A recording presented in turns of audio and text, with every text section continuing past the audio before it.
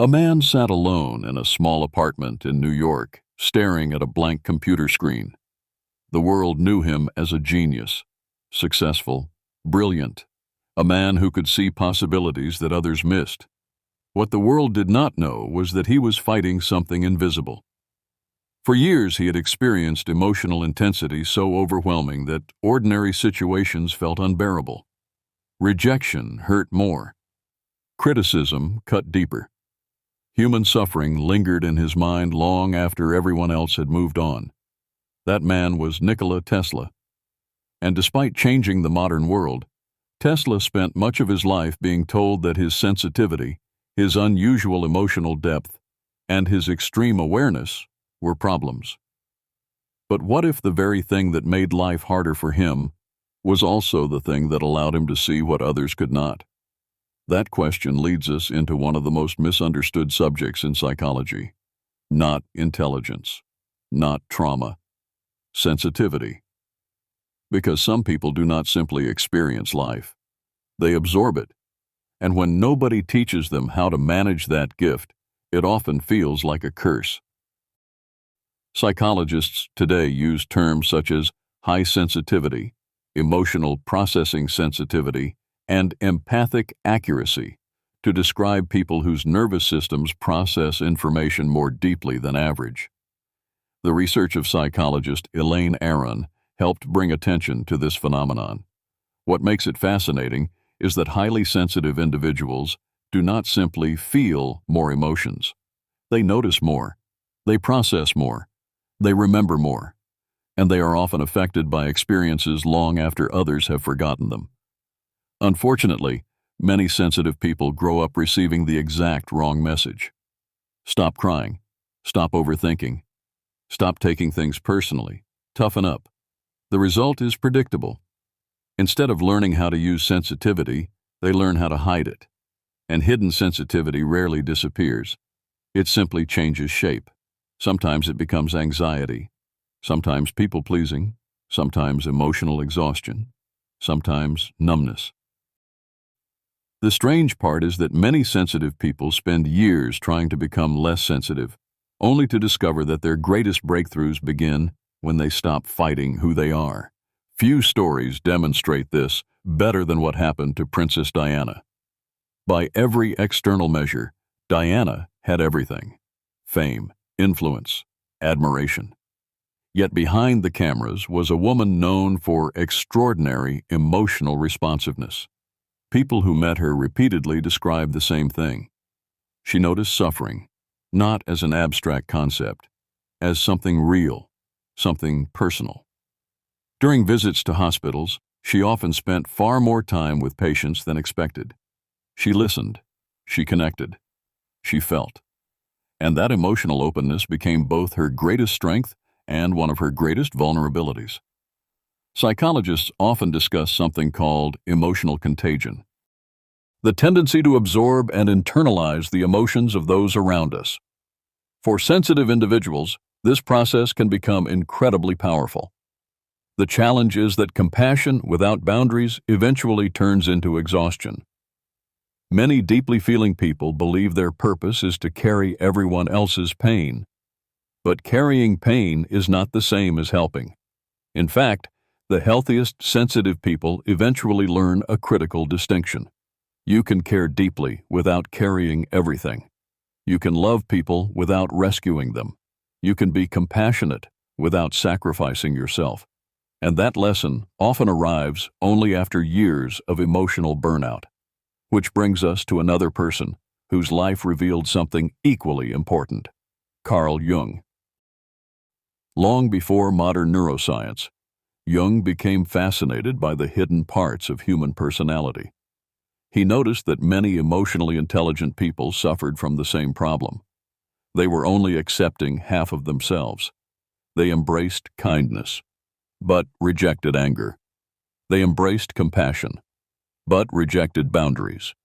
They embraced forgiveness, but rejected self-protection. Jung called this hidden territory the shadow. And according to Jung, the qualities we suppress do not disappear. They simply operate from the background. This explains a mystery that confuses many sensitive people. Why do some of the kindest individuals repeatedly find themselves in painful relationships? Why do some of the most caring people attract manipulation? Why do some of the most empathetic people ignore obvious warning signs? Often because the part of them responsible for judgment, self-protection, and healthy anger has been pushed into the shadow.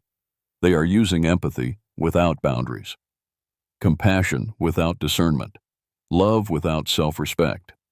And eventually, life forces a confrontation, a betrayal, a heartbreak, a collapse, a breaking point. Not because life is punishing them, because reality is demanding balance.